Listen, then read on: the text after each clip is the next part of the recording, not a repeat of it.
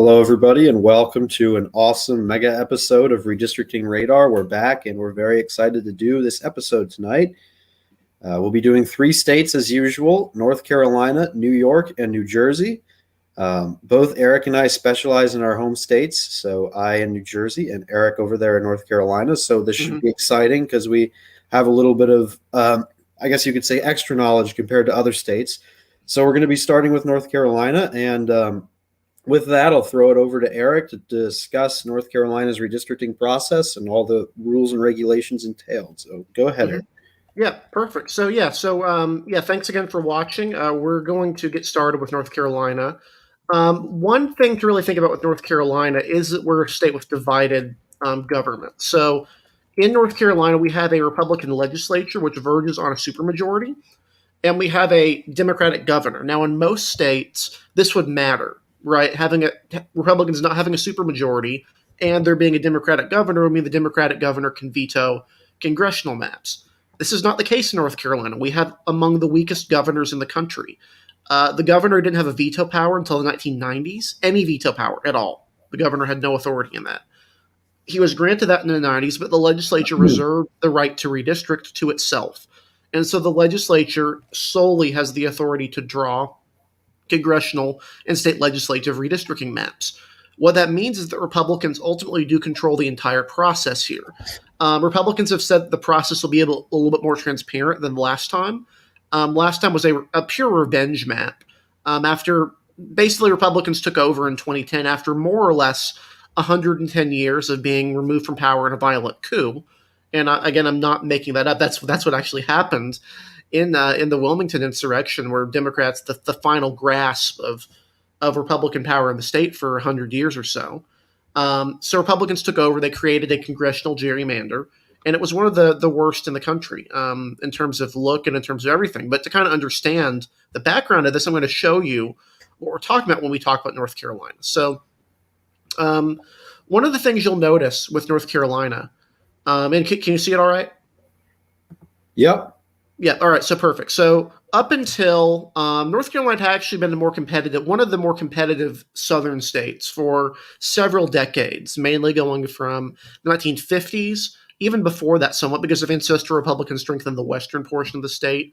Republicans had been able to be relatively stronger than in other areas. You'll notice here, Democrats were able to draw maps that gave them a lot of representatives. Republicans were able to, at points, get a third to half of the delegation on their side through these maps, which are kind of gross, but they're whole county maps. Like, these don't make a whole lot of sense, but they're keeping counties intact and they're keeping Democratic representatives intact. So going into 92, this is the map. Republicans had gotten up to a maximum of 5 out of 11 members. And while Democrats were able to claw back a lot of that support, they didn't want to take any risks. On top of that, the Justice Department had told them they needed to draw majority-minority seats. The solution was them drawing one of the worst gerrymanders of all time, in my opinion. You'll notice these aren't even contiguous seats.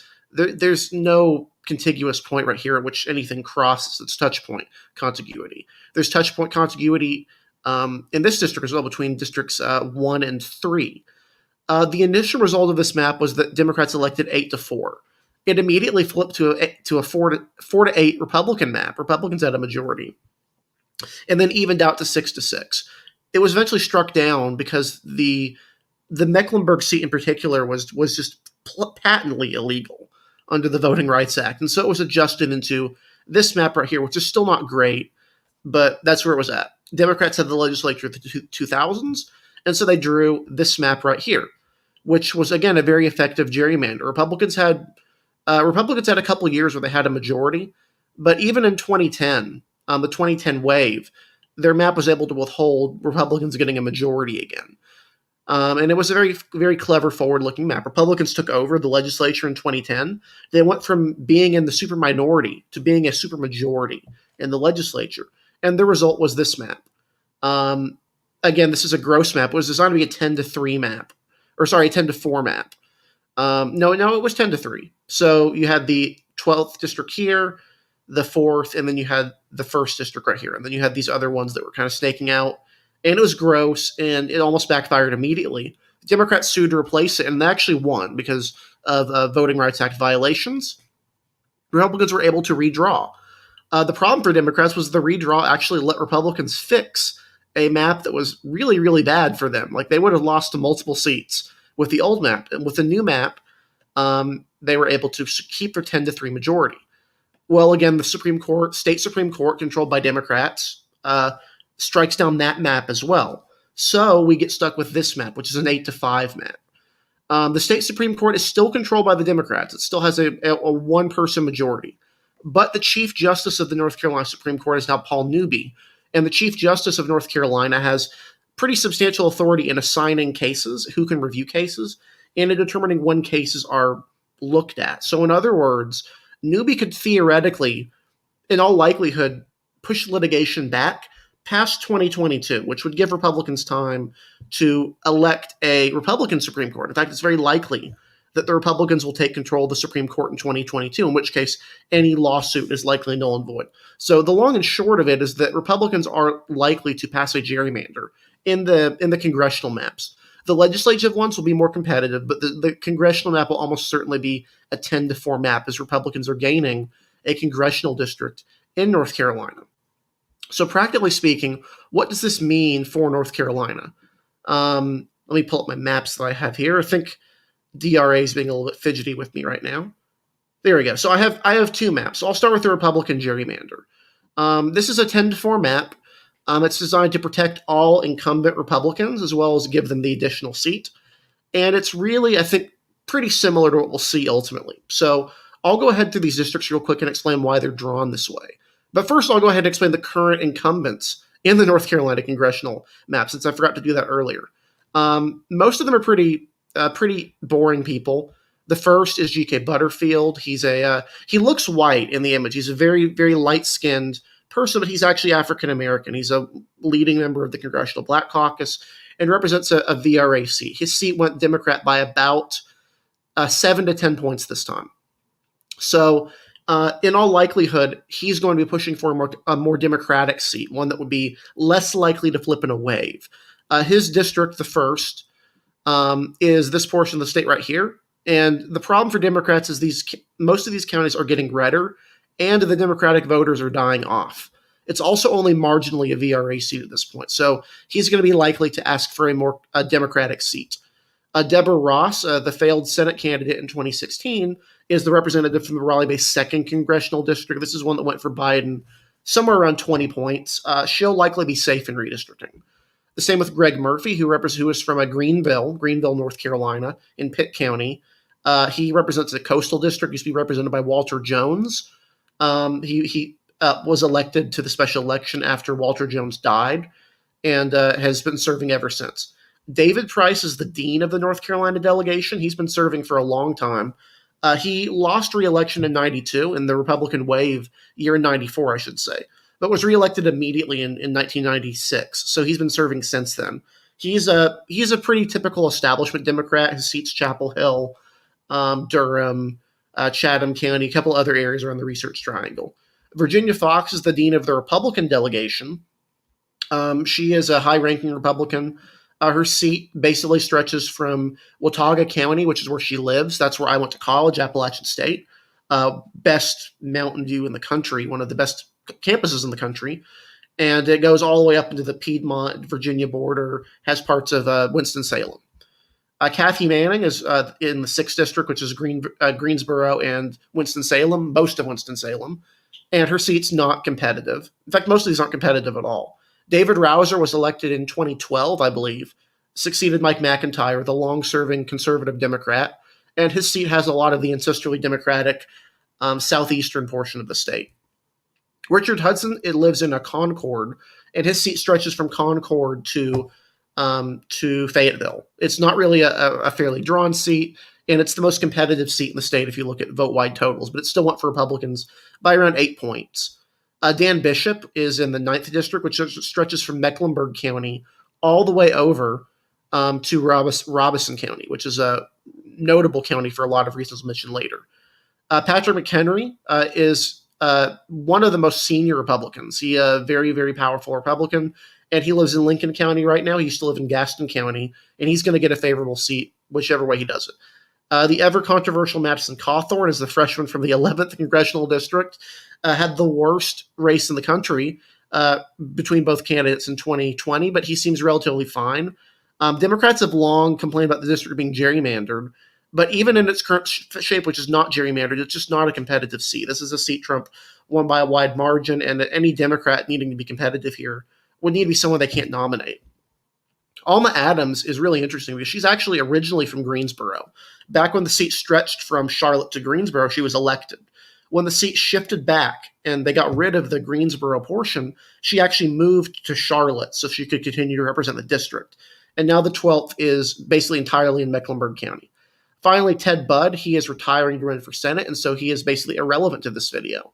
Now I'll go ahead and show my map. So let's start with the first district over here. This district is basically drawn as a Democratic vote sink, draws in Durham and these other African-American heavy areas in the east. And it's to give G.K. Butterfield a more reasonable chance at holding a seat. He would probably not complain with this district because he gets basically everything he wants. But Democrats would be very unhappy because taking Durham away gets rid of a Democratic district, basically. So the seat becomes more Democratic. G.K. Butterfield becomes completely safe, but Democrats are screwed out of a district. The second goes from being based in Wake County to being around Wake County. And it's very, very Republican, you'll see here. Trump won it by 22 points. And this would be a very safe seat even now. The portion of Wake County that it has are actually the Republican portions of the county. You'll notice there's a couple of blue precincts there, but really these are the Republican areas and still are the Republican areas. This would be an open seat, so any sort of Republican could run here and run a credible campaign in this district. So it would be very open on the Republican side because it would be an open seat. This would be, on paper, one of the more competitive seats. This is only a seat Trump won by about 11 points, but it's becoming redder and redder in everything except for Pitt County, basically, in this district. So Greg Murphy would have no issue winning here. The new 4th district is now based in Raleigh, and so Deborah Roberts would probably continue to, Deborah Ross would be, I think her name's Ross. She would continue to represent in the 4th district instead of the 2nd. And this is based entirely in Wake County. There's a couple of red precincts here, but this is one that Biden would have won by upwards of probably 35 points, I would think. The 5th district now it looks pretty similar to the old iteration. It stretches along, takes some parts of Winston-Salem, and then stretches along the Virginia border. Trump plus 32, it's not a competitive seat. The new 6th district would be really interesting. This would pit Kathy Manning against David Price. David Price represents Chapel Hill. That's where he lives. He's a professor. But Kathy Manning is in the larger 6th district. So basically, the question will be of these two people, who could appeal to the black community, which represents a large portion of the seat. And then it strings in the middle. Oh, go right ahead. Yeah, so I'm just curious if you here, sorry. Oh, go right ahead. Can you hear me? Yes, I can hear you. Yeah. Okay. So I'm just curious if you take Guilford County out of that district, like what percentage of the population is in Guilford County? The vast majority of the population. So do you think that would bode poorly for David Price? In theory, yes, it would bode pretty poorly. But also keep in mind, Price is a Democratic Party favorite. They really like him. He's the more moderate. I mean, he's not the more moderate, but he's the more known of the two. Mm-hmm. And he would cruise to victory in Orange County, which is where it's from. So basically, most of the people in this district would live in Guilford, but I think Price would have a pretty good shot of holding on. I see. But Manning would also have a really good shot as well. The 7th, David Rouser, he actually can be. I think that would be a very fun primary to watch. Oh, it would be very fun because there's really no ideological difference between the two. Kathy Manning is a Jewish woman. David Price is a professor from Chapel Hill. Kind of two different wings of the Democratic Party in the state. It would be really fun to watch. And I do think that's the version of the 4th they would be most likely to draw. Previously, versions of the 4th combined Chapel Hill with Raleigh with a bridge in Chatham County. But the growth in Raleigh, I think, is just too much for them to risk drawing that much of the county there. The 7th here would be really fun. This is a Trump plus 19 seat, but it's only getting redder. David Rouser actually moved to Wilmington recently, in the recent years. He used to live in Johnston County up here. but he moved down here, which means that you can draw the seat entirely in the southeastern corner. And this is, again, be very safe. The 8th would be actually pretty similar to the current version, but the main thing I do here is I draw in these portions of Rowan County, which is technically still a Charlotte area. These are all really Republican portions. And then draw out some of the portions of Wake or the Cumberland County. Notice all of Fayetteville is still in the seat. It's just trading out light red portions for very red portions. And this would be a Trump plus 13 seat, probably Trump plus 10 or so in 2020. Very, very safe for Hudson still. The 9th would look a little bit different as well. It actually becomes more Republican. It's Trump plus 13 and would be very, very similar to the current iteration, except it draws out a lot of these bluer portions of Mecklenburg County. And it does take in these red portions of Fayetteville, along with Hope County, Robeson County. Bishop would be pretty well safe here. The new 10th district, as Patrick McHenry, it's pretty similar to the current version. It just drags along through here and then has most of Winston-Salem. Basically, that's just compensating McHenry for losing a crucial area, which is he keeps most of Clemens, affluent area in the county, but he does gain these more center city portions. And this is a Trump plus 19 seat. It would be a little bit closer now, but McHenry would have no issue, again, winning the seat. The 11th, Madison Cawthorn is awful, so I made sure his seat would be more Republican than normal by drawing in these two counties right here. Avery and Mitchell have not voted for Democrats since the Civil War. So this is a Trump plus 16 seat. Roy Cooper would have gotten it within 6 in 2016, but Cawthorn is probably fine here, but we really don't know for sure. The 12th is very similar to the current one, except I cut out most of Huntersville. I did this for the community of interest reason and because, honestly, and also because Republicans are going to want it back. It's a very affluent area, very white, very different than these areas right here. If I were to show you a map of the income levels, you'd notice exactly what I'm talking about there. District 13 is not really worth talking about. Again, it's a central portion of the state. It's got portions of Apex and Cary, but these are literally the most Republican counties in the state right through here. And so they would basically be more than enough to keep it afloat. Finally, the new 14th, which is, I know the 14th is going to look something like this because House Speaker Tim Moore lives in Kings Mountain in Cleveland County, which is right here. And he wants a seat, and he wants the seat to have portions of Charlotte. And so this is a Trump plus 25 seat. It has Huntersville. It has Pineville, a couple other areas around here, Ballantyne. And it's just a very, very Republican seat overall. So this is very, very safe for Republicans. They would have this would be a pretty stable 10-4. If a seat were to flip, it would likely be the 8th district, although none of these Republican seats should be competitive. They're sufficiently Republican to hold up even in a really bad year for Republicans. And then real quick before Harrison shows his map, I'll show my fair map of North Carolina, which is a little bit easier to explain and it doesn't take a lot of time. So basically this map right here is really basically the best case for Democrats. They get 5 seats in addition to a swingy district in the 8th. And District 9 right here would be also highly competitive. It would be within 10 points in the 2020 election. Notice some of the big changes here are that 8th is now this whole Sandhills area, Fayetteville, Robeson, Hoke, Scotland, all these other areas through here. The 5, this looks weird geographically, but these counties right here, Morganton, Burke, and Caldwell County, along with this portion of Alexander County, are tied with the Hickory area, which is coincidentally where I'm from. I live in the Hickory area. I actually live in this portion of Alexander County, one of those two areas. I'm not going to tell you which, but basically this keeps that intact and then takes this really rural mountain county, McDowell, and throws it into there. The first here also, Butterfield would probably be okay with this. This is a Clinton plus 15 seat. It'll probably be past legal considerations because it does kind of draw in Goldsboro and Kinston, a few other small cities that have majority African American populations. So overall, this map would be a pretty Democrats have a floor, an absolute floor of 5 seats with a potential to gain more, and that's about as good as you can ask for in North Carolina. And if anyone has any questions about it, feel free to ask in the chat. We can kind of explain. The first in particular is going to be a black hole of litigation, regardless of how it's drawn. I've joked. My score on both of my maps could very well be considered illegal. So I pretty much just took it with a grain of salt. Yeah, I've joked that the court wants you to draw a North Carolina first that doesn't have too many black people, but also doesn't have too few. And we have no idea where the middle is supposed to be because it's not actually a 50% plus one black seat. It's a weird little limbo district that is going to be problematic in the future decades as the population there continues to both decline and become more Republican. All right. I guess I can share my map on here. Let's see. So I made a fair map that I think was pretty good, and then I made a joke like Democratic gerrymander within like a couple minutes. Yeah, Trying it's to. really hard to draw a Democratic gerrymander of North Carolina. Let me tell you that it's not So easy.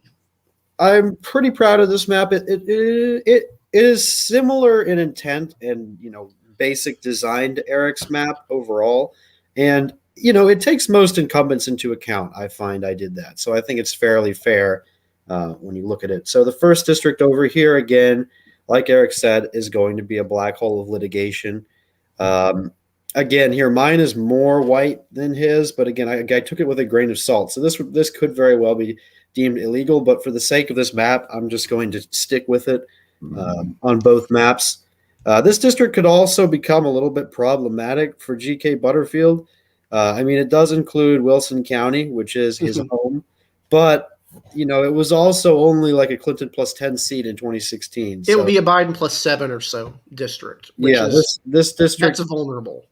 this district Yeah. would be kind of iffy for the Democrats in a potential Republican midterm, but Yeah. okay, Butterfield. Wilson is trending Republican in particular. Granville, Franklin are still very Republican, and Gates and Martin. And then a lot of those rural counties are declining. So I would expect it to actually have a very competitive election at least before the next redistricting cycle.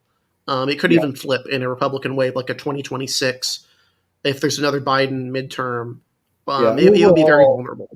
Overall, he would be a slight favorite here, but like Eric said, he could be vulnerable because the seat is competitive.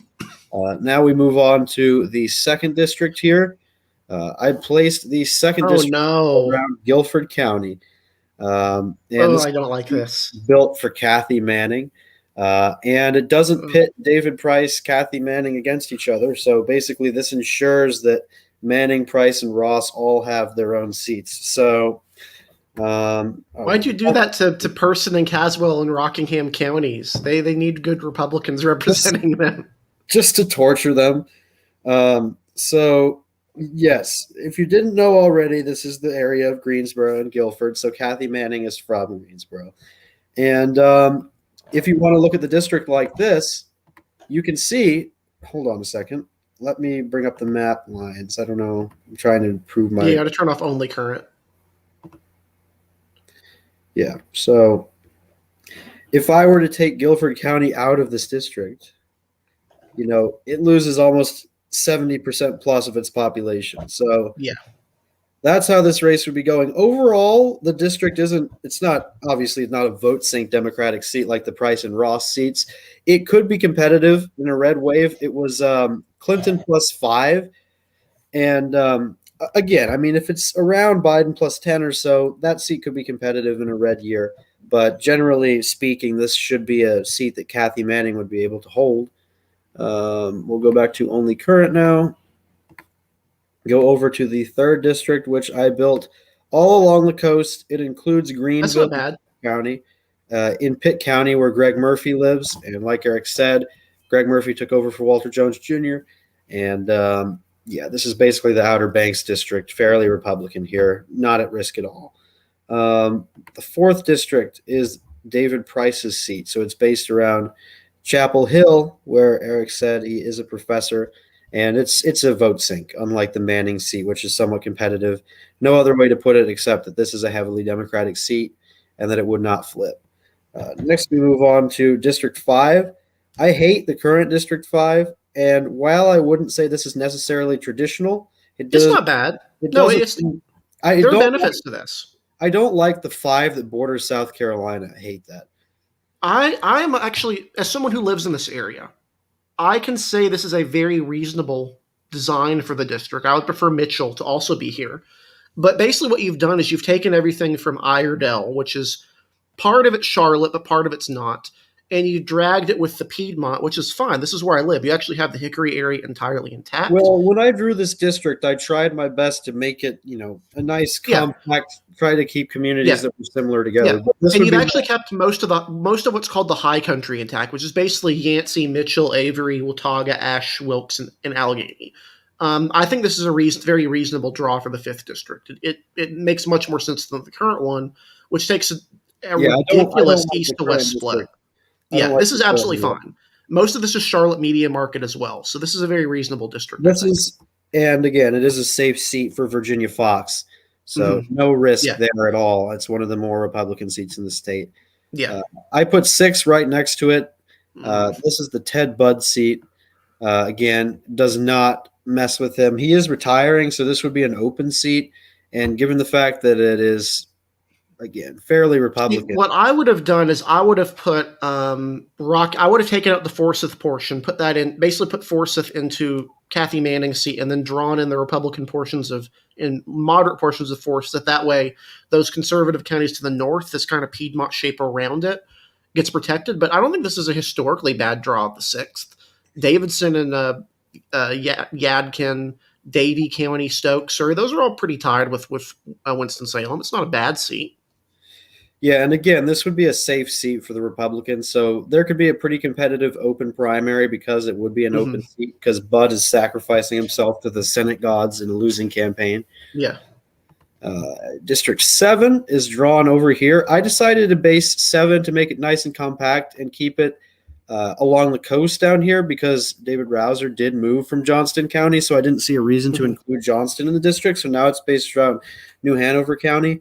Somewhat more competitive than the other Republican seats, but again, I have no doubt that David Rouser would be fine here. I don't think this seat is personally at risk. It's not. It's very Republican.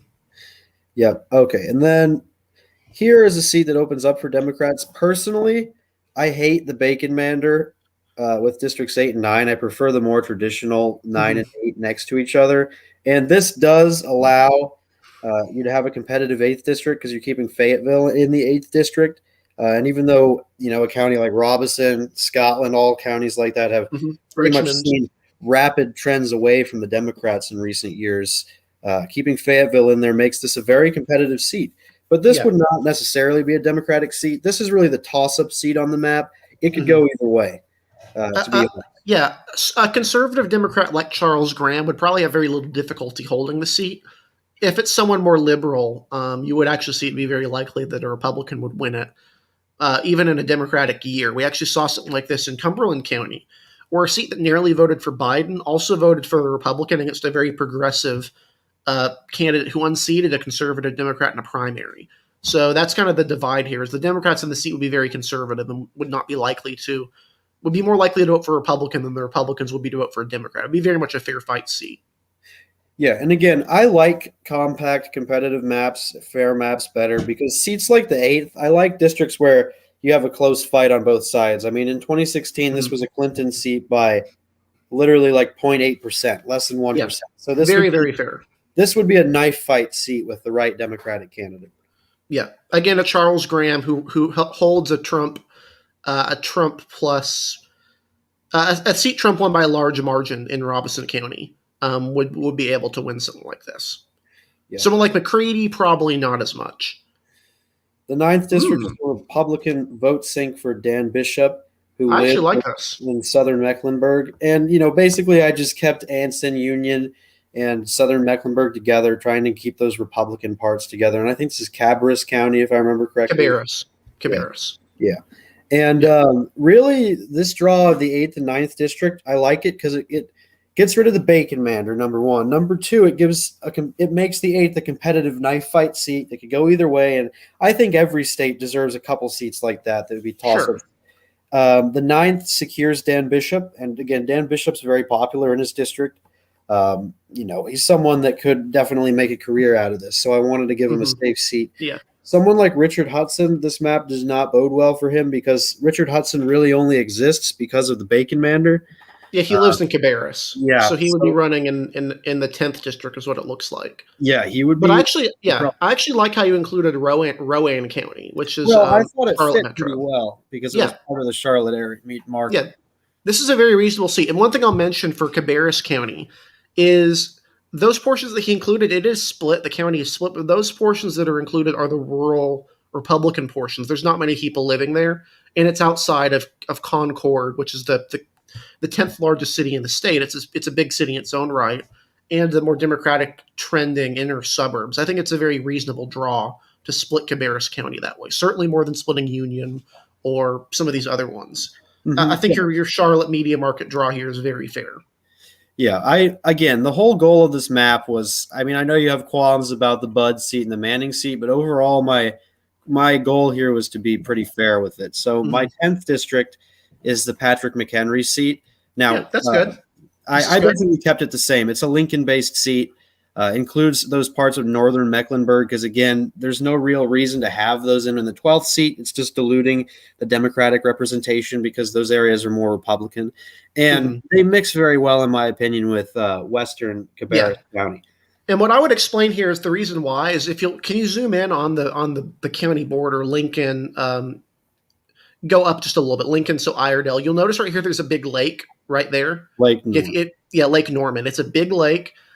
The property around there includes the Catawba portion. So all those portions right there, that is a fluent lakefront property. That's a big part of this district. There's a lot of wealthy people that live around that lake, and it's a substantial community of interest to keep intact. I think it's a reasonable draw. I actually like the way you did north-south because that's a more reasonable way to do Charlotte here. Gaston County in particular is a weird inclusion. It's usually not lumped with the Charlotte media or Charlotte market, but really it's very much connected with Charlotte. So I think it's a very reasonable draw to include it more core with the Charlotte area. And again, this map would not bode well for somebody like Richard Hudson because he would be stuck here. He would be stuck with McHenry. I know he would be against McHenry, but McHenry would dominate in Lincoln and presumably the area around Lincoln. Gaston County as well. Ultimately, yes. Ultimately, I think removing the Cabarrus County portion here, and it's still, I would say, like 2/3 of the district still intact, would show you roughly that it would be a pretty bad primary for Richard Hudson. He would lose by a pretty substantial margin against McHenry, who gets shored up here in a safe seat. Yeah, keep in mind, McHenry is actually from Gaston County, and the reason why he won his first primary was a very strong performance in Gaston County. He's from Cherville. It's spelled Cherryville, but it's called Cherville, and it's in the northern tip, the northwestern tip of Gaston County. He's very well known in the region and would have no issue winning a primary there for sure. Now we go to the seat of Madison Cawthorn, who lives in Henderson County. I try to keep it pretty straightforward, keep it pretty Republican. It's a little bit less Republican than yours, but overall, Madison Cawthorn, unless he majorly messes up, would be able to hold this seat. I don't know. He'd have to do something pretty bad to lose. The 12th here, pretty straightforward. I just kept the most Democratic portions of Charlotte to net together and the Alma Adams district, shed the northern and southern parts to shore up Dan Bishop and Patrick McHenry. And that's really what you're left with. It's all of these precincts in here are alike, and they fit very well together, and you get a Democratic vote sink as a result. The 13th district is up here. I don't mind this. I don't mind this district that much. It's largely based in Johnston, and of course, southern Wake takes in the more Republican portions of Wake County south of Raleigh. That's basically the mainstay here. The 13th district would be an open district, so you'd have another open primary here because this is the new district that I drew. So this is the new district that the Republicans would be getting, and so I meant to switch the numbers between 14 and 13, but this would basically be the new district that the state's gaining from the census. And, it's still a fairly Republican seat, more competitive than one of the other ones, but this would elect a Republican. So you'd have open Republican primaries in 6 and 13. And then the 14th is a vote sink in Raleigh to protect Deborah Ross. Fairly clean, fairly straightforward. Altogether, you get, in my opinion, a fairly hold on a second, a fairly competitive map.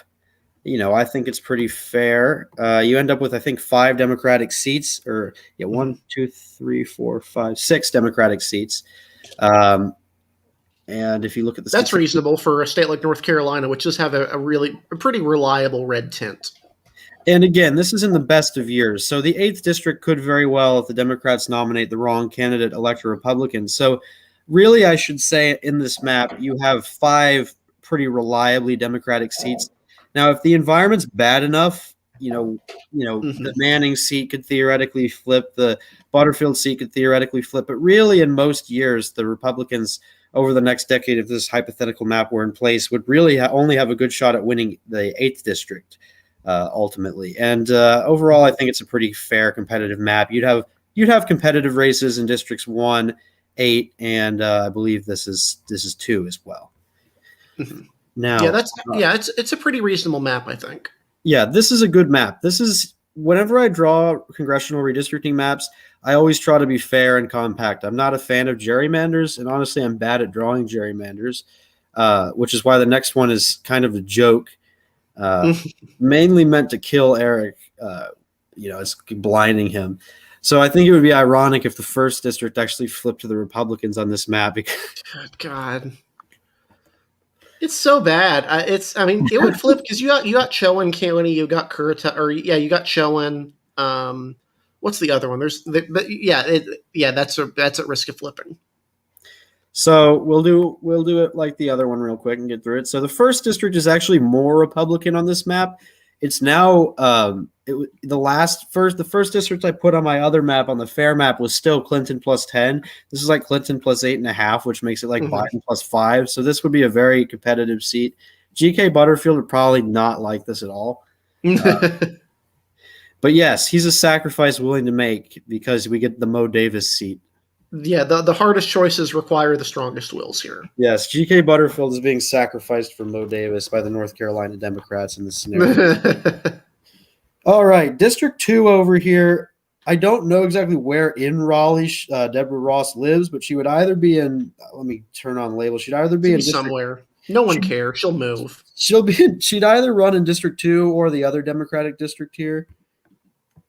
Yeah, one of them. I forget which one it is. She'd just move if she doesn't live in it. I mean, or she'd just not care. It doesn't really matter whether she runs here or runs. Well, actually, never mind, because if she runs, whatever. The second district, if Deborah Ross could run, because it includes bits of Raleigh. If she doesn't run, then it would be an open seat. The Democratic primary winner would probably win. It's a Clinton plus 10 seat.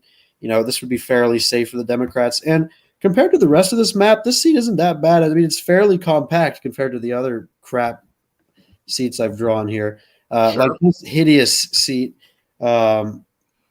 This is a safe seat drawn. Well, not exactly safe. Again, another kind of Clinton plus 10, mostly Democratic seat. This would be for Kathy Manning. So that would kind of short Kathy Manning up there. Moving over to the 4th district.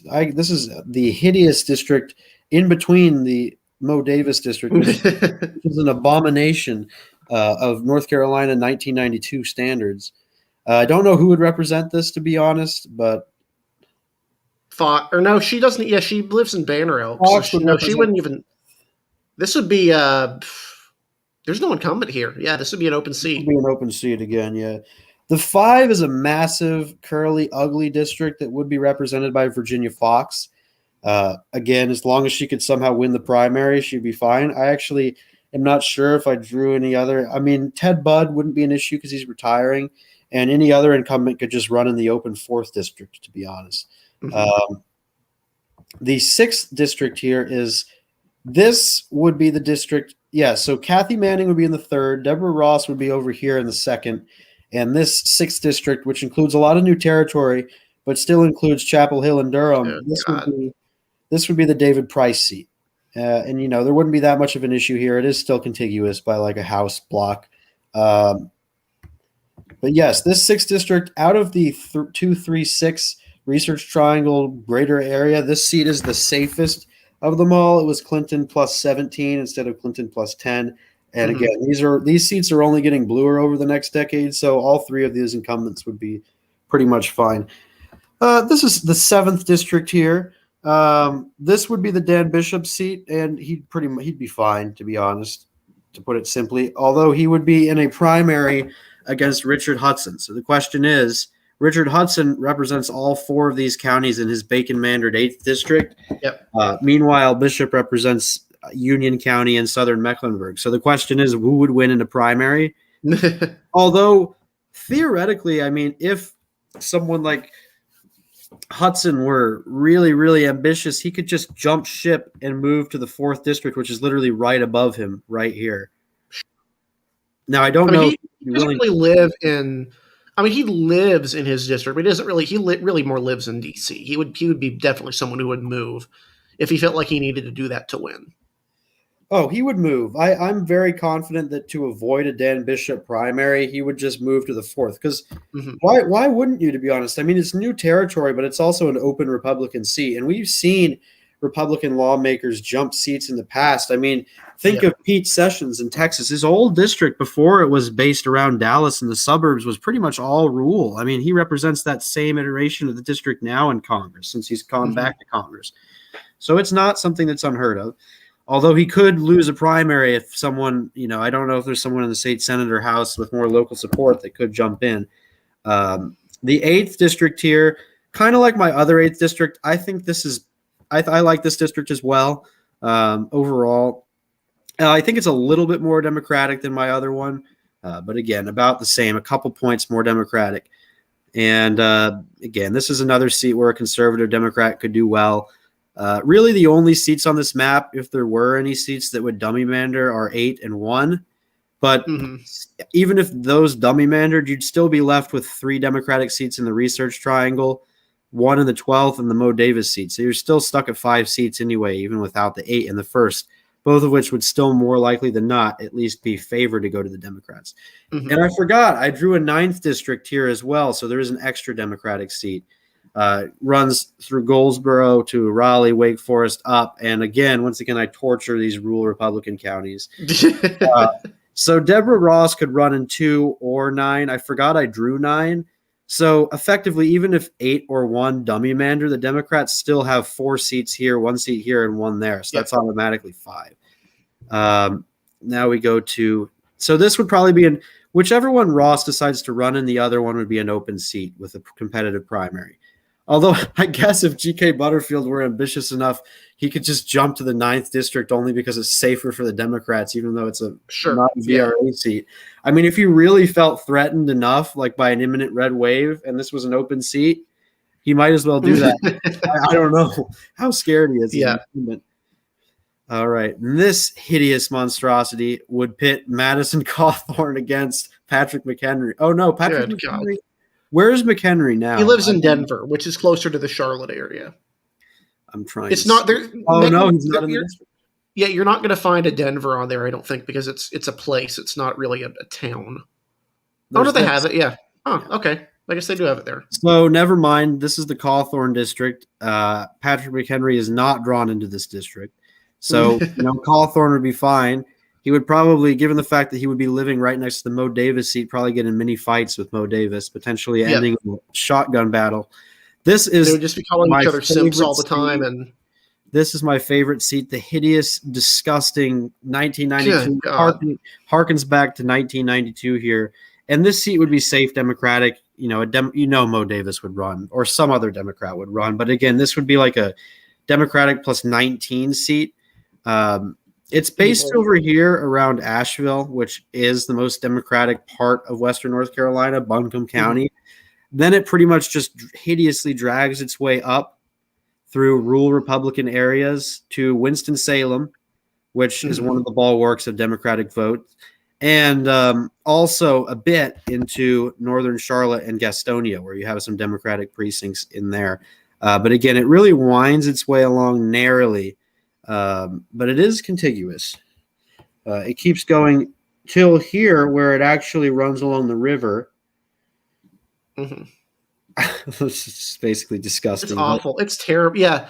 Like The thing with Asheville is, Asheville is such a weird place because it is definitely out of loop with the rest of the area. I mean, they literally voted to defund their city council defunded their police recently. I think they may be the only jurisdiction in North Carolina that has actually defunded their police department.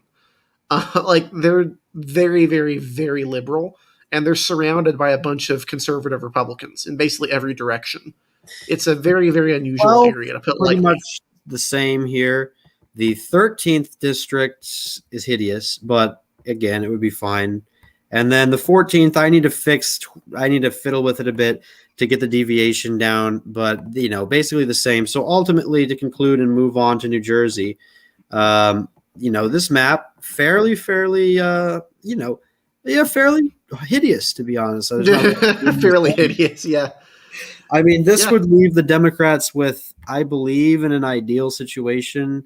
Let me count again. I don't remember. Yeah, so we're looking at 1, 2, 3, 4, 5, 6, 7, 8 Democratic seats here. So this is the best gerrymander I could get that still is somewhat competent and not just complete. I'm sure Adam Trencher could get a better gerrymander, but this is what I came up with during school today. So.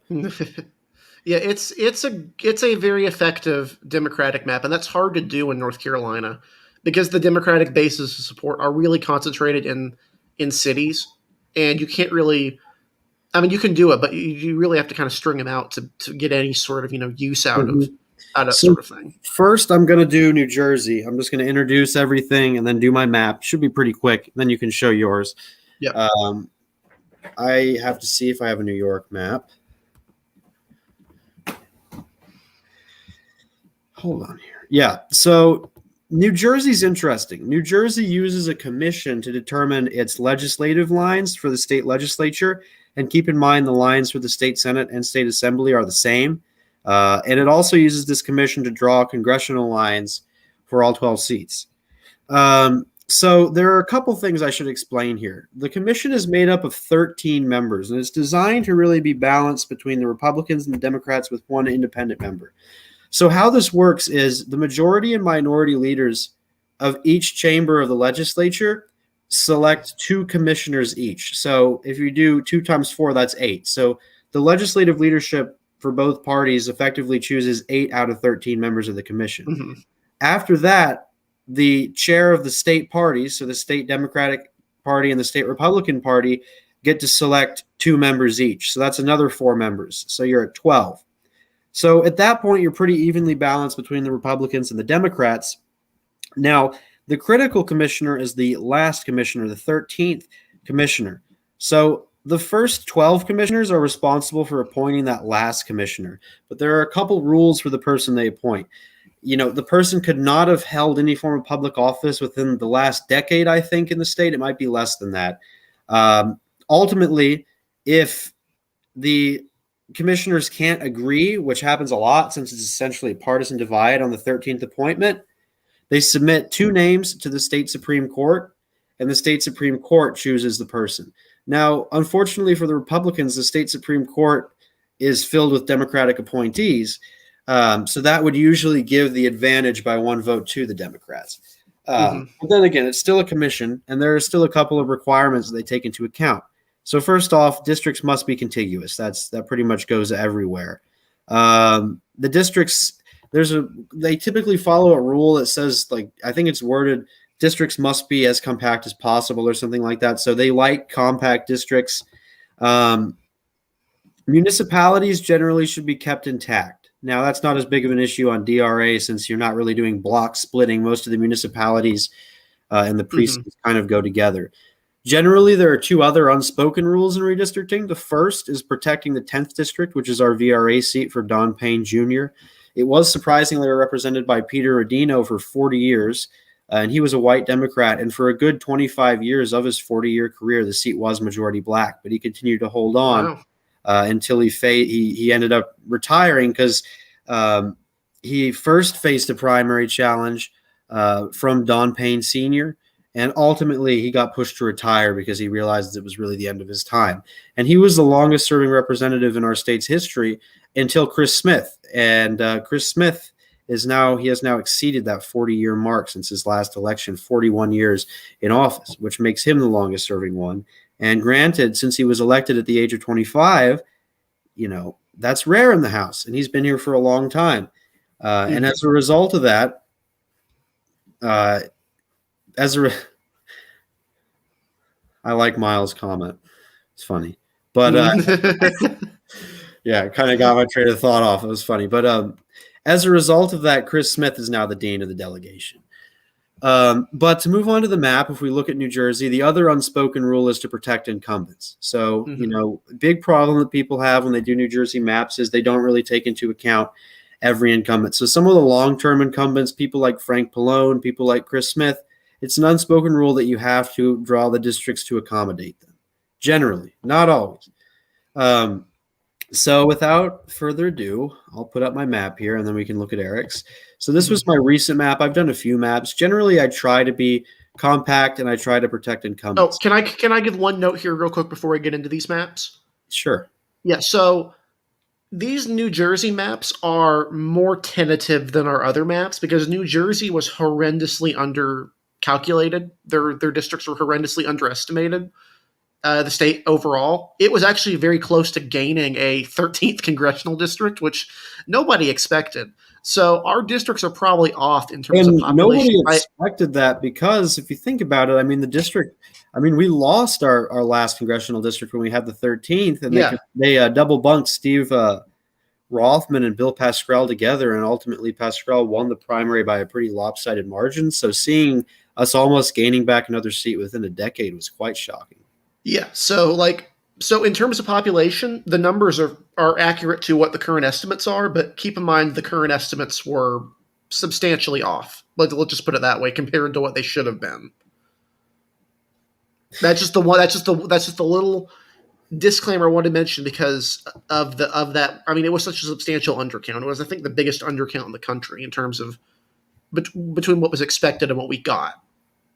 Yeah. So I'll show two maps. The first map is an incumbent. It's not updated for the new census results, so that's its only limitation, but it does accurately represent all of the incumbents without any double bunking or anything like that. So as soon as it loads, we'll be able to go through that if it does load. I wanted to show that one first only because the other one does not really have. Here we go.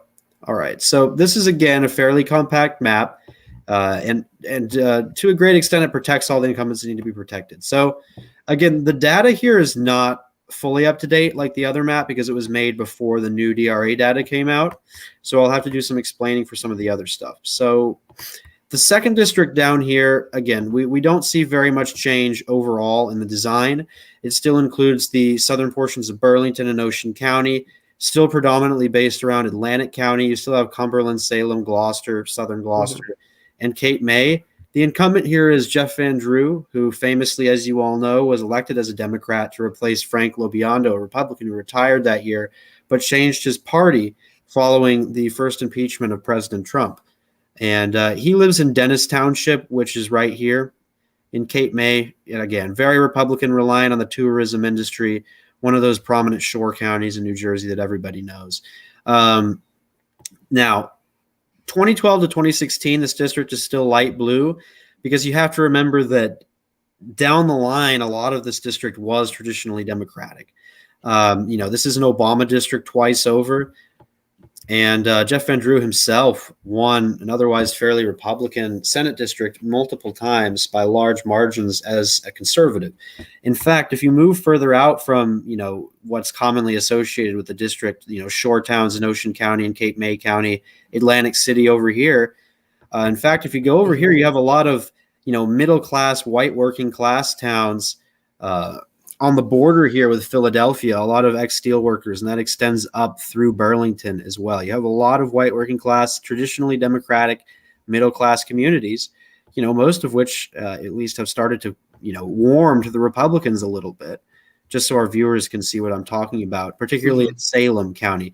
Cumberland County still is a, decently Democratic county, but Cumberland County also has a decent African-American-sized population in its center, which plays a role in the district as well. And if you go further up into what we call the Pine Lands or the Pine Barrens here, you actually have a lot of rural New Jersey, heavily agricultural. In fact, most of the state's farming, besides a little bit of farming action up in the Northeast in Warren and Sussex, most of the farming happens here in what I like to call the New Jersey heartland, where you have a lot of vegetable farms. And frankly, if you go camping there, like I've done a few times, it's like you wake up and you think, am I in Alabama or something? If you look at it, it's like compared to affluent suburbs in Somerset and the like, coming down here is like being in a completely different world. So to summarize that, to summarize that, the second district now with the Trump data would be Republican. And Jeff Van Drew would have no issue holding this version of the second district. Amy Kennedy, the Democrats had a lot of hopes on her candidacy last time around. And ultimately, she fell short. So, especially in a good Republican year or even a neutral year, Van Drew would be the favorite. The first district, again, this is the Don Norcross seat. George Norcross, the boss of South Jersey Democratic politics, would be very happy with this seat, as would Don. Again, not much change. It includes Camden, Camden County, and northern Gloucester. It's essentially a Democratic vote sink. Moving on upward, this seat shores up Andy Kim a little bit in a couple of different ways. First off, Ocean County is the most Republican county in New Jersey, repeatedly hit the upper 60s, nearing 70% of the vote in statewide races. So a lot of the southern, more Republican portions of Ocean County, I yielded over to Jeff Van Drew, and I ceded more of northern Ocean County up into the 4th district for Chris Smith. This effectively leaves just a little bit of Ocean County here, which is really the only Republican part of the district, because Burlington, where Andy Kim lives, is trending toward the Democrats.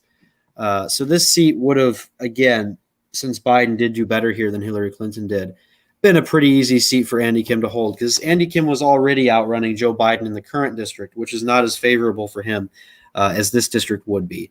It also swings up into Mercer County over here. And just for our viewers, let me put on the background map so you can see Trenton. So Trenton is up here, and there's a little bit of a split. Overall, it remains in Mercer County with Ewing, because this is the Bonnie Watson Coleman seat. And again, the 12th district, fairly compact. A little bit of Mercer south of Trenton is only included to help shore up Kim even more following the Burlington portions. The only thing that I would change about this map is I would include all of Hamilton Township in the 4th, because that's the Chris Smith home, and I don't want to make him move. You know, he doesn't theoretically have to live in the district, but that's one thing I would change in hindsight about this map. Otherwise, the 4th is pretty solid, safe Republican. Either way, even if it doesn't include Hamilton, Chris Smith would be fine. The 6th district is another quirk, because theoretically, and I'll show you this in the other map, you can draw a Democratic 6th district in Middlesex without swinging down to Long Branch along the coast of Monmouth County, which is to some extent fairly Republican, like much of the rest of the shore. But because Long Branch is where Frank Pallone lives, even though the majority of his electoral base comes from Middlesex, he lives in Long Branch. So again, the unspoken rule of protecting incumbents would have you continue to swing the 6th down the coast there. And that makes it a little bit more Republican, but still pretty, potable to the Democrats. Just for the sake of time, we'll go up to the 12th district here. Again, fairly compact, takes in New Brunswick, East Brunswick. This is where you have the Rutgers University campus, very Democratic.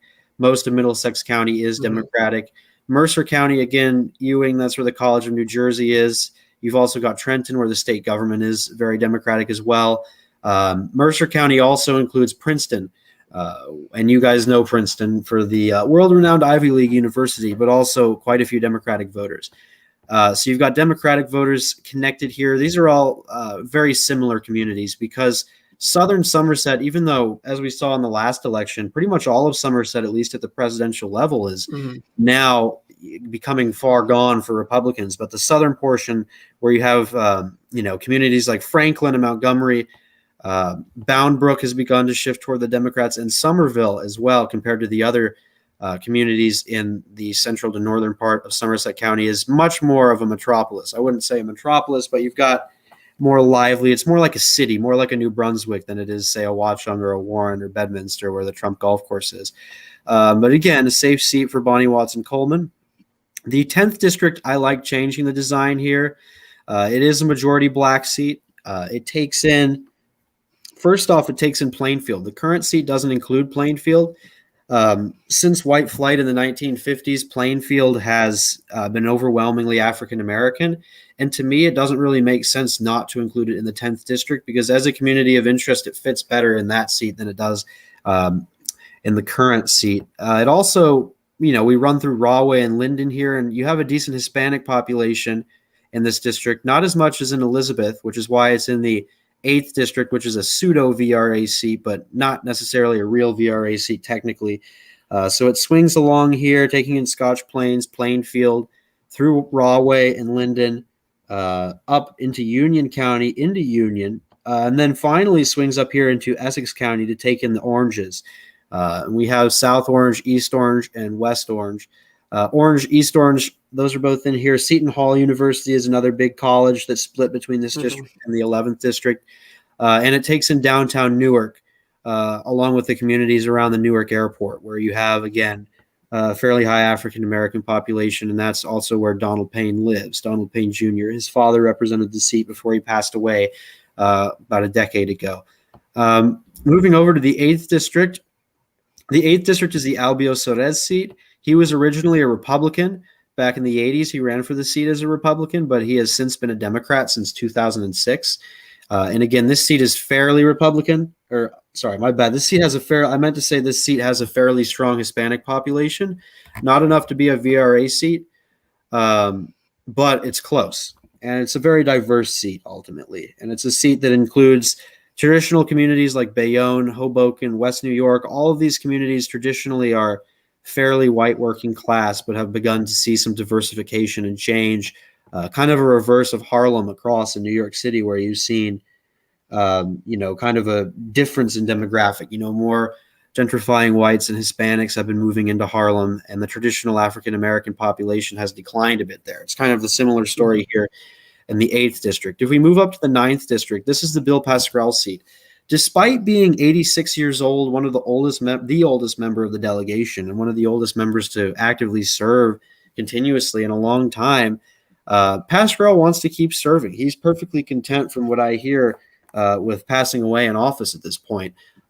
He loves Paterson, which is his community. He was mayor of Paterson for a long time. Passaic, it's the southern part of Passaic County. So I've basically drawn him a nice, safe vote sink that includes his beloved Paterson and gives him the ability to continue to serve unobstructed.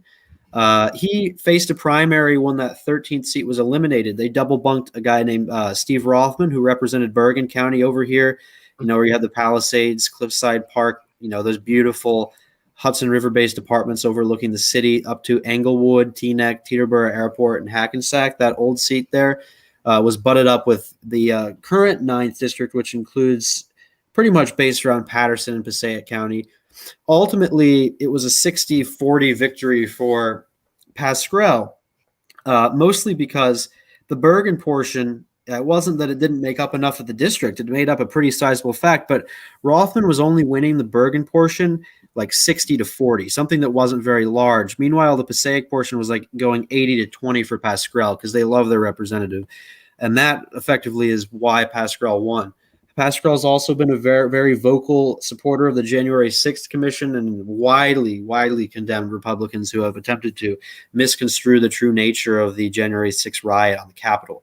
So he's pretty famous for that on Twitter, at least, if you want to take it from that perspective. Yeah, didn't he advocate expelling anyone who objected to the he's very opinionated, and he's represented his community for a long time, and whether you agree with him or not, Pascrell is somebody who genuinely is in public service because he believes he's doing good.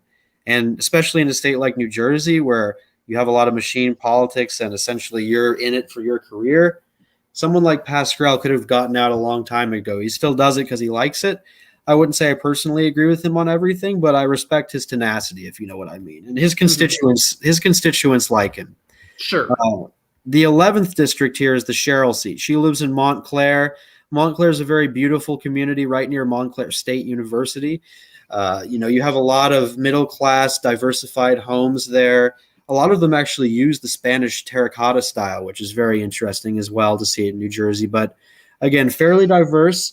You also have the funny community of Nutley, which everybody at our school makes fun of when we competed against them in athletic events, because for some reason they're in the same conference, even though they're far away.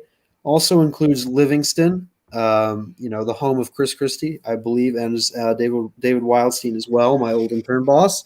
It also extends north to take in a little bit more Passaic, and goes down to include Morristown, Berkeley Heights, New Providence Summit, and famously as well, one of our great natural wonders, the Great Swamp, since so much of New Jersey is a swamp. If you haven't come to the Meadowlands, it's basically like the Death Marches in Lord of the Rings. It's just swamp, one giant swamp. It's very fun. The 7th district here would be a Tom Kean seat.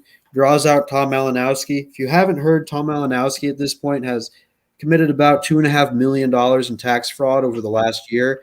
And as a constituent of Tom Malinowski, a lot of Republicans that respected him, even if they didn't vote for him, and more importantly, a lot of moderate Democrats or people that have historically been Republicans and turned Democrats in these affluent communities have said that this is inexcusable what he's done. So someone who was historically beloved and fairly popular for his dedication to community service has now become a pariah overnight, as someone who now even the most supportive Democrats are essentially being belligerent about.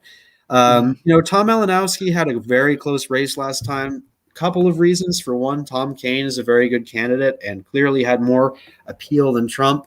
Historically, he's been in the legislature for 20 years. His dad was governor and had the largest margin of victory out of any Republican in the modern history of New Jersey gubernatorial elections, if ever. The Kean name is very, very prominent. And Malinowski was only a freshman congressman, and arguably, given the district, it is a Democratic district on paper now, Biden plus 11. But these Democratic voters, they're ex-Republicans in many senses, and overall, they're not opposed to the Democratic social agenda, but they don't want resistance policy on economic issues. And I've heard many people say that Malinowski had a tight race, partly, in fact, because he might have been too much of a resistance lib for the district, which is partially true. So he now lives in Hunterdon County. This district takes in the Republican portions of Hunterdon, Warren, Morris, and Somerset, though all three counties are trending towards the Democrats. So by the end of the decade, this seat could be in hot water. And finally, we take the Republican portions of Warren and Sussex, and we put them in with Passaic and Bergen, and this makes another seat that could be somewhat favorable to Republicans. But someone like Josh Gottheimer, who lives in Wyckoff, he's a moderate. He could run up the numbers in Bergen and Passaic and maybe do well enough in the rules to win this seat. Maybe if they run Scott Garrett again, that would be an assured loss instantaneously. There's that one. And then finally, I'll show this map real quick. I showed the first map first because it's my incumbent protection map. That's what I think is most likely to be drawn. This map was a little fun hypothetical I did. It's fair and compact, but it plays around with some of the incumbents. This also uses current data here. So like I said, the second here, not many changes. It doesn't include any of Burlington or Ocean County, which is a change from the first map. Trump won the seat by 2 points. It would be a pretty safe seat for Van Drew. If you look at the first, pretty much unchanged, safe for Norcross. Let's see here. My 4th district is pretty much entirely based around Ocean County. And I did this. I forgot. This was my hypothetical 13-seat map. So I'll just show it because I saw the census results and I was inspired to make a 13-seat map. So my first map was my realistic map of what I think is going to happen. This is just a fun hypothetical. So with the extra seat, I was allowed to shore up the 4th and make it a vote sink for the Republicans. Chris Smith doesn't live here, so this would be an open seat, open primary seat. Someone like Tom MacArthur, who lives in, I believe it's Toms River, which is the largest community in Ocean County, he could easily come back and win this district, and he'd have no trouble ever in a general election because it's very, very Republican. The third here is easy again for Andy Kim. Andy Kim lives up here in Weehawken, I think it's called. And again, the seat sheds all of Ocean County, which makes it much more Democratic. It also takes in Trenton, and that combined effectively makes it a Democratic vote sink. Andy Kim is already someone who has proven that he can outrun Biden by 10 points. So no issue at all here in a Clinton plus 20 seat. he could easily win by 30 in a seat like that against a weak opponent. And honestly, just like Democrats would have no incentive to run a good candidate here, Republicans would have no incentive to run a good candidate here because they would never be able to win given how inelastic New Jersey is. Let's see. So we'll go to the 13th first. So with the new seat, I decided to make an epic battle here. And as a New Jersey politics nerd, this is a matchup that I would be really excited to see. So obviously not going to seriously happen, but it pits Chris Smith and Frank Pallone against each other. They're the two respective deans for each party in the House delegation. Pascrell's the oldest member, but Pallone served longer. Pallone's been in the House since 1988, so he's the longest serving Democrat. And Chris Smith has been in the House since 1980, so the longest serving Republican. So it pits his community in Long Branch against Chris Smith's in Hamilton. On paper, the seat is more Republican because Monmouth County is a Republican county, even though it has been somewhat favorable to Democrats to some extent in recent years. It also includes southern Middlesex, the more Republican portions of Middlesex County. Ultimately, this district would be a 6.7% Trump seat, probably about the same in 2020. And that would give Chris Smith an advantage, given the fact that it includes most of his territory. And you have to remember that besides Long Branch and most of the coast, most of Pallone's territory is in the 6th. So Pallone could do three things here. Pallone could retire from the seat, which would essentially allow Chris Smith to win. And without a credible opponent like Pallone, he'd probably overperform extensively and get over 60% of the vote. Or Pallone could run for re-election, in which case you probably have a close race here. Pallone would do better than Clinton did, obviously, because of name recognition and experience. But ultimately, I think Chris Smith would prevail because more of his territory is here and the district leans Republican. But that would be a fun, close race to watch. Or third, Frank Pallone could jump and move to the 6th district, which includes a lot of his territory, given the fact that it wouldn't have an incumbent. Now, Bonnie Watson Coleman, who lives in Ewing, would be drawn in with Kim. And Bonnie Watson Coleman has also been fighting cancer. So there's a potential that Coleman would just retire in 2022 if it got to the point where it was a Kim Coleman matchup. Otherwise, you would probably have Kim winning that primary. The 6th, as I said, is open, a Democratic sink. The 12th district over here takes in the Democratic portions of southern Somerset County as well as Mercer County. However, it also takes in Hunterdon County, Warren, and Sussex County. And even though Hunterdon's trending left, it's not Democratic in the same sense that Morris is Democratic, at least not yet. So this would be a Malinowski seat. I drew this to test Malinowski by fire, but given that he's a serial underperformer, at least since the last election, if a good candidate decided to run against him, he would lose because this is a Trump seat +1. And if Malinowski couldn't hold a Biden +11 seat, I don't know how we expect him to hold a Trump +1 seat by 2016 numbers. The 13th, I already discussed. Let's see here. The 7th district is a Tom Kean seat.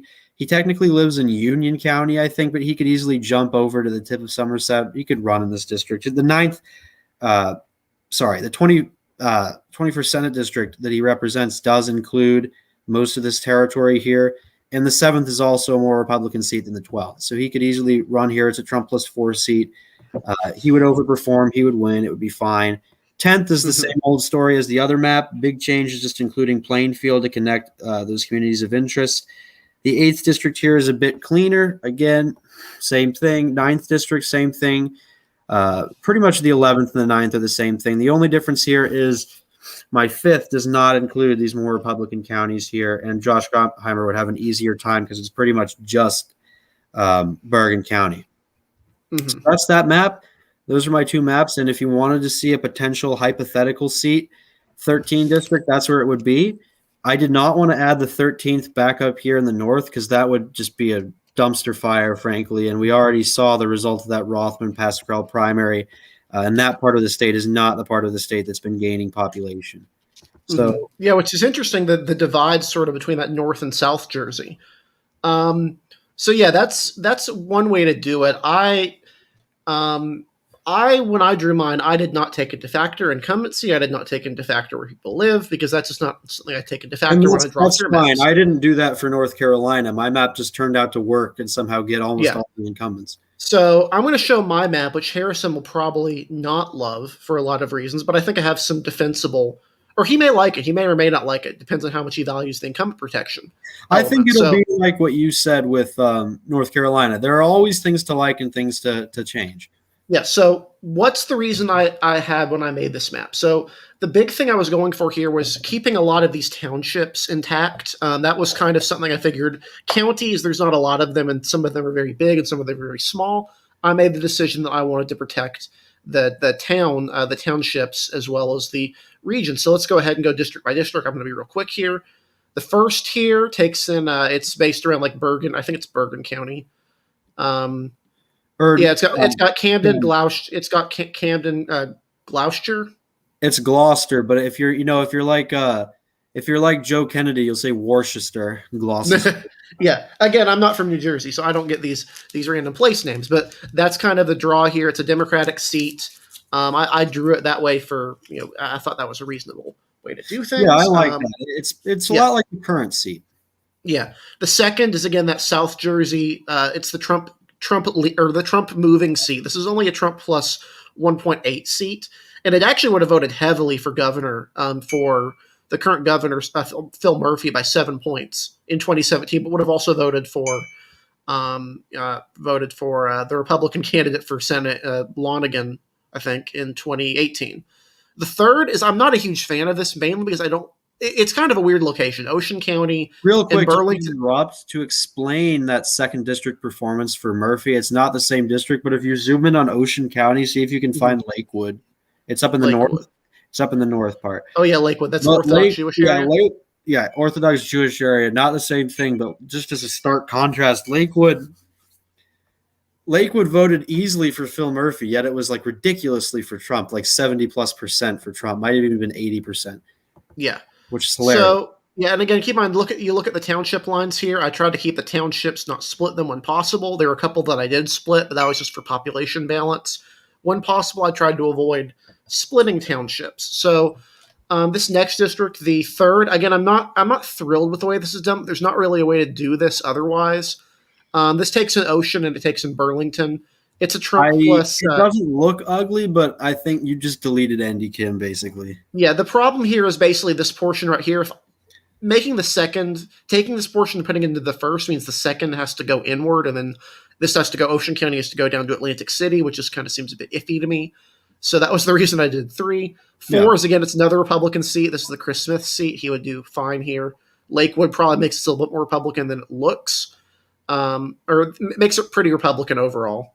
Fifth district. This is basically this is these rural counties, and then it goes into I think Hunterdon County or Somerset County. So this is a Trump plus 7 seat. It probably goes. It's more competitive this time, but Republicans would still hold it. I think pretty reasonably. Yeah, until the end of the decade when Hunterdon and Somerset are both. Oh, Somerset's already gone, but Hunterdon will probably be gone for the Republicans in the next decade. Yeah. And again, the townships I tried to avoid splitting them. 6 it's majority non-white. It's got a Hispanic population. It's got a black population, Asian.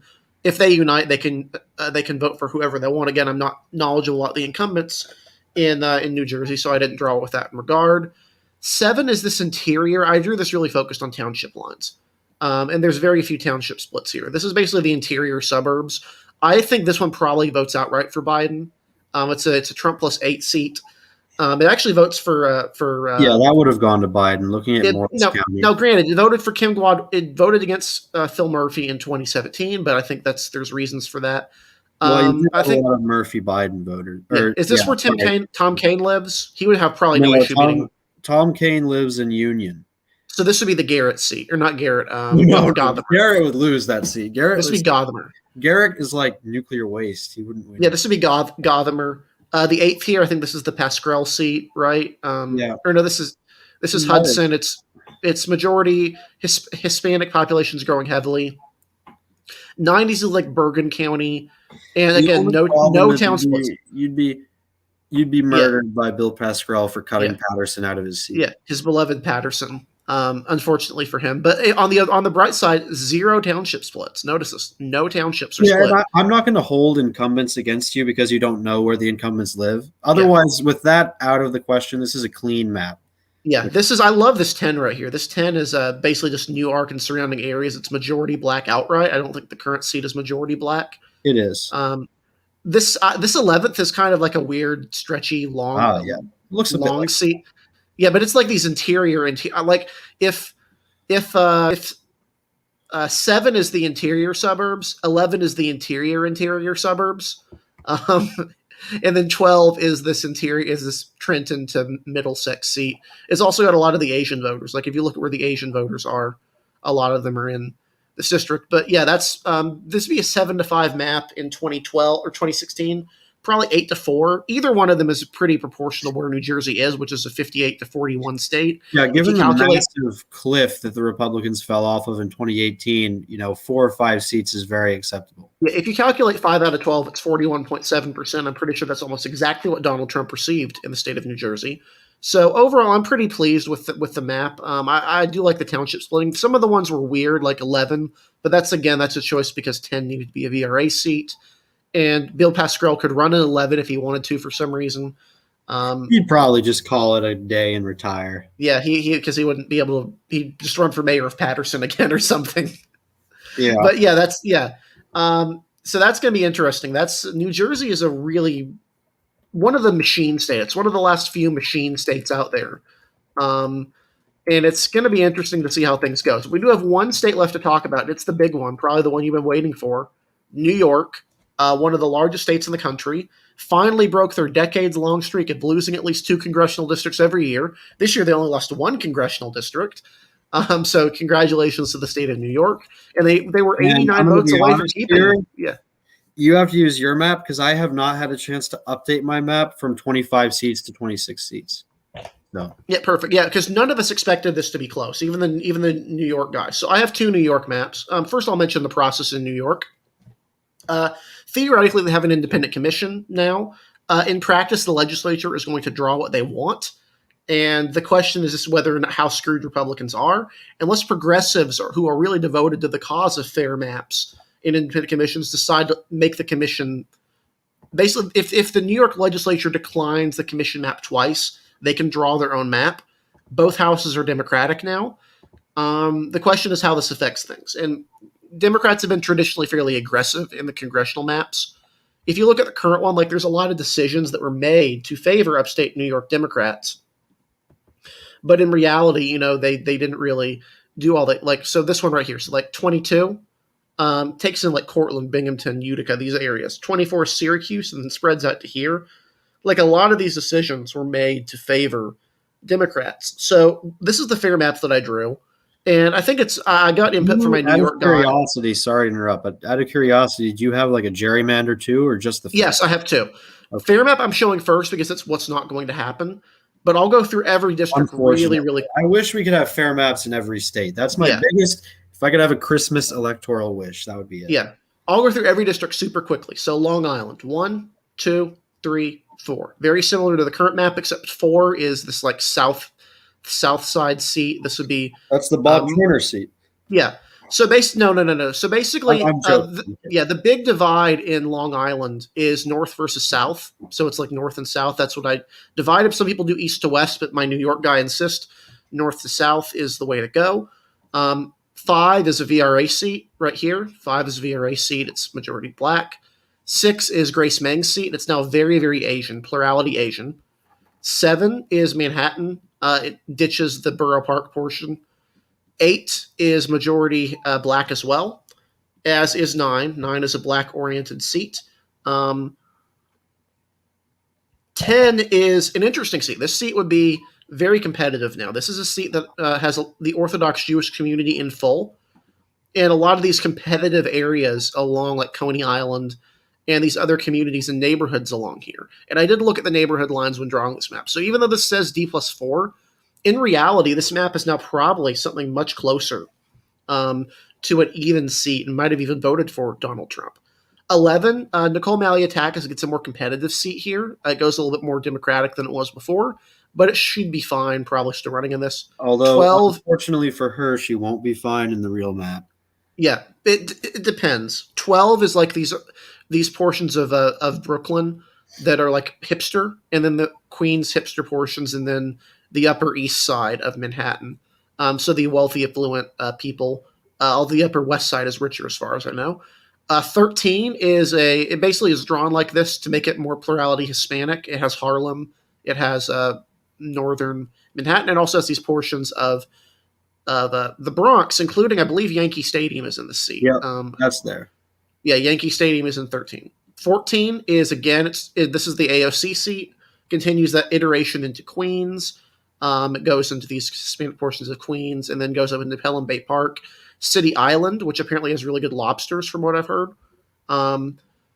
15 is another seat. It's a very big mix between black and Hispanic voters, interestingly enough. 16 is this Yonkers. It's this very interesting seat if you look at it. Well, it also takes in White Plains, which is very affluent. I mean, that's very, very, very. White Plains takes in Riverdale. This is like the white portion of the Bronx. Like it's kind of cut off by the park there. Well, Riverdale is literally, you described it perfectly. Riverdale and White Plains fit perfectly together as affluent communities. Yeah.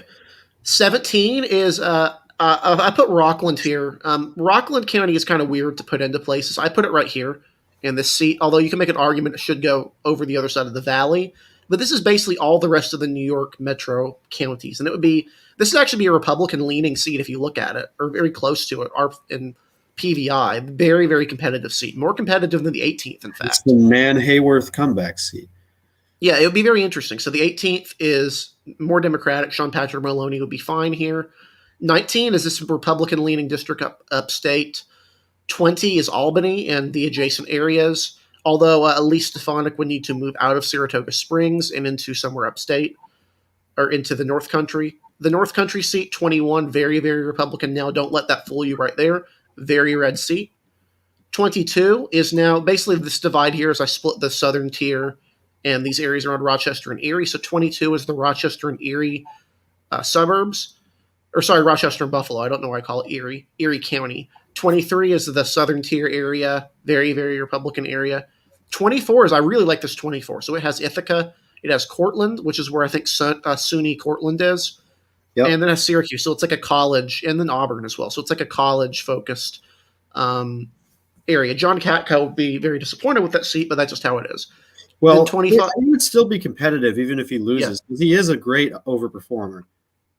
Yeah, 25 is Rochester.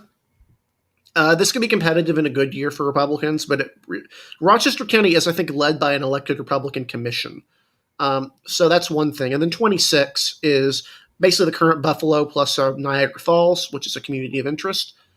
That's the fair map. I'll go ahead and answer one of the questions in the comments, which is, will Democrats try to draw out Elise Stefanik? No, they will not. The problem with Democrats is that there's really only so much they can do upstate. They really need to save her. They need to basically pack Republicans into 3 districts upstate and then 1 or 2 districts downstate. And the 1 or 2 thing is what I'll be explaining, which I got to make sure this is the right map because I made like 3 different maps, because this is going to be a problem for them with what they do with New York City. There's so many competing interests. So this is the gerrymander. And for the most part, I don't think this is the right one. Yeah, this is not the right one. So I have you'll notice that the naming here is annoying because had several different versions of this New York map trying to figure out how to do what I will explain, which is Democrats in New York City are going to try to draw out Nicole Malliotakis. Wouldn't it be fun if New York still had 45 seats? Yeah. This isn't it either. Where did I put the real map? Sorry, I'm going to keep digging through until I find this thing. But basically, upstate and Long Island are pretty solidified in what they're going to look like, I think. So you'll notice right here, there are 3 seats upstate. There's 22, there's 19, and there's 21. Stefanik would be in 21. Claudia Taney would be in 19. 22 would go to this. So why does it look like this? So basically Buffalo. Buffalo is in its own seat, but it takes in these Republican parts of Erie County. 22 is like half of Rochester and then stretches to Niagara Falls. It would actually be more. 23 would be the most competitive of these seats in all actuality. 25 is like half of Rochester and Ithaca. Ithaca makes this very, very blue. Ithaca being in a seat makes it very difficult to win. And then finally, it's like Syracuse goes to here, and then it goes all the way down to Vestal and Binghamton, which is where the college is. Onondaga County there screws over the Republicans. Yeah. So like upstate is pretty solidified, and also Long Island is really solidified. Like all they got to do is this, and it's a gross, disgusting mess. But like they just pack all the Republicans in two. It's a Lee Zeldin versus Andrew Gabardino seat. Well, Lee Zeldin's running for governor. Oh yeah, so it'd be just Andrew Gabardino then. Yeah, that's true. Like, and even if you look at this, like the towns are pretty. I mean, I make these snake seats right here, but like most of these towns are relatively intact. I guess somebody like Tim Bishop or a New Democrat could come back and win that first. Yeah, Lee Zeldin retiring. The big problem is here, and I'm going to explain why all my maps of this are incomplete. I have no clue how Democrats are going to draw out Elise Stefanik and also draw out Nicole Malliotakis and shore up themselves and keep 3 majority black seats in the Bronx and in Brooklyn, and not put the Orthodox Jews in with black voters for obvious reasons. They will be calling on Adam Trenchard to solve all their problems, and he will somehow and keep Nadler and Maloney and everyone else and Velasquez happy because they're going to only need to have 3 seats, 3 white seats. So they might honestly come to the conclusion, Eric, that it causes more harm than good to draw out Malliotakis. Yes, which is why they're just going to spread themselves too thin. That might be a possibility. Oh, here it is. Here it is. Thank God I found it. So here is what I think they could do, and this would basically satisfy all their interests and protect the Orthodox Jews and Malliotakis and just get rid of that problem entirely. So what does this do? So this 11 looks like has like a deadlift here. What it does is this is Borough Park. This is Bedford Avenue, like Jews, and it goes right through here.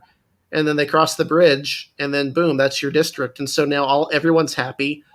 Nadler gets his seat. Maloney gets her seat. Velasquez keeps her 7th district. All the VRA seats work.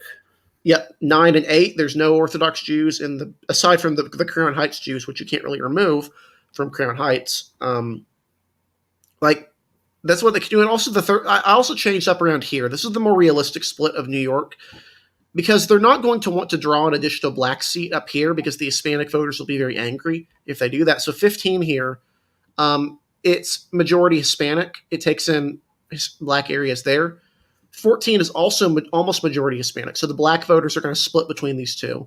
And then 13 goes into Queens. Basically, 13 gives AOC actually a better seat for not a more better seat. There's this thing as a more better seat, but it gives her a better seat because it gives her parts of Manhattan, which is a more liberal area than the Bronx is. I don't know if she lives in Queens or the Bronx. I would assume she lives in Queens. Along this area somewhere. But this is what Democrats could do. And this map would be very, very stable. So this map would only have 5 Republicans out of 26 Democrats. The most competitive of these seats upstate would be 23, although it has Brian Higgins, who was the strongest upstate Democrat by far. He outruns every time top the ticket. 18 could be problematic, but it really draws in only Democratic areas. I mean, let's see. Can you turn on partisan again? Let's see. Yeah, 18 can be problematic. I guess Delgado could run in 18 theoretically. Yeah. They have a ton of new territory, but yeah, the big thing I do with 17 to make it less competitive is all the Orthodox Jews are removed, and like you can tell where the Orthodox Jews live because it's the area that's giving Donald Trump or Republicans over around 100% of the vote. So they go into the 19 in that 19th. Now Brindisi could run in 24 as a comeback because that includes Broome County, fairly popular in Broome County, and it includes Onondaga. But the problem is someone like John Katko, even though he's already a very strong overperformer, it doesn't really matter where he runs. He'd have a near impossible, at least difficult race at the least. Yeah. So this is basically like if I am skeptical, honestly, that Democrats will be able to get rid of Malliotakis unless they just give her a portion of Brooklyn that is white and make her seat more competitive that way. The problem is it's basically they're not going to put the black voters in with the Jewish voters. That's just not going to happen. They also don't want to leave another competitive seat down there and get themselves stuck with an Anthony Weiner situation a decade from now. They also don't want to risk Carolyn Maloney in a primary. They want to keep their 3 black incumbents down there safe. They want to keep Nadler in a seat in Manhattan. It's very difficult to meet all of those prerequisites while drawing Malliotakis into Manhattan, something like that. Like that's a difficult thing to do. So if I were to guess, Yeah, Park Slope and Sunrise Park would make 11 more competitive. It would make it more of a Democratic leaning seat, although certainly not one that would always go for Democrats. Another option on the table could be to split Staten Island, although that would be ethically and legally difficult to do. Um, there's not a whole lot of benefit. Like, honestly, I'm almost at the point where, like, Democrats should just give up on the 11th area, give them the super red seat, stop worrying about that area, and just shore up the rest of their guys. But really, I don't know. I'm not an expert on New York. This is just my initial look. What I can say for certain is that they will not throw out Stefanik. She is going to be fine upstate. I mean, it would be stupid for them to do that because the North Country is just trending so Republican that it's not even worth attempting. And if they do that, they will screw over another potential seat. And again, who would they even run for that seat? Tedra Cobb or whatever, who got blown out? Taxon Tedra. I mean, that's what she called it. If they revived Bill Owens, maybe, but yeah, like it's just a problematic area for them. Like, so 21 to 5 would still be a pretty substantial gain for Democrats overall. They'd get rid of Kiatko. They'd get rid of the second Long Island Republican. They'd get rid of Republican odds upstate. I think they'd be wise to go for something like this. But we could see them attempt something risky downstate and get a lawsuit because they've drawn 4 white seats instead of 3. I mean, we really don't know. Velasquez is not going to be happy if she gets a white seat. I can say that for certain. Yep. Well, New York is a good example of a state that's not ideal in terms of having a fair map because it won't. And the map we get is more likely to be the map, like what you showed, even though it may not be pleasing to the eye. Mm-hmm. Yeah, I mean, there's a lot of things that can be done. Really, it's unfortunate. We all want fair maps, and I think there's been some partisan cheerleading for Illinois. Just as not to get too partisan here, but there's been some cheerleading for gerrymandering of Illinois. When we do gerrymanders here and we show them, we're not doing them to promote them. We're doing them out of academic interest, really. It's more to show you what could happen and what's likely to happen. It's completely true because on a personal level, I oppose all gerrymandering, and I would, if I had my way, I'd have fair, compact maps in every single state. Yeah, where you have more than one district. Yeah, I think someone asked what I think of of Dave Wasserman's New York map. I'm going to look it up very quickly because I don't know what his New York map looks like. If they're going 23 to 3, that is stupidly risky. That is beyond stupid. That would be a major overreach that would lead them to a potential major problems in the red wave. And some of these Democrats, that lose in red waves and have Republican seats, they become really, really challenging for his map is not any good. I'm sorry. What? Yeah, he didn't meet the VRA. He didn't meet the incumbent protection. Yeah, his map isn't realistic at all. Sorry. No offense to Wasserman. He's a good guy. He knows what he's doing. But again, you need to factor in the incumbency. When you're drawing gerrymanders, before we wrap here, if you're not factoring in where incumbents live and also the proportion of the district that they currently have. So it's one thing to say we're going to keep the incumbent in the 11th district in his house, but if you just move his house into a different district entirely, that does not help him. He's going to want to keep about a majority of what his old district looked like, just so he can avoid a primary challenge.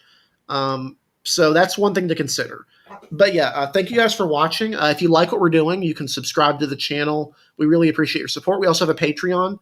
You can find us on Patreon there. We have a Discord server, some other cool stuff. We're going to have some more live streams when we have elections coming up. In fact, we have a live stream coming up on the 8th. We're going to be covering the Democratic primary in Virginia. We got a great panel of really knowledgeable people that Joe Szymanski went out and found. They're amazing people. They're going to be a fantastic panel, including one of our own, Joanna Rowland. So be sure to tune in for that.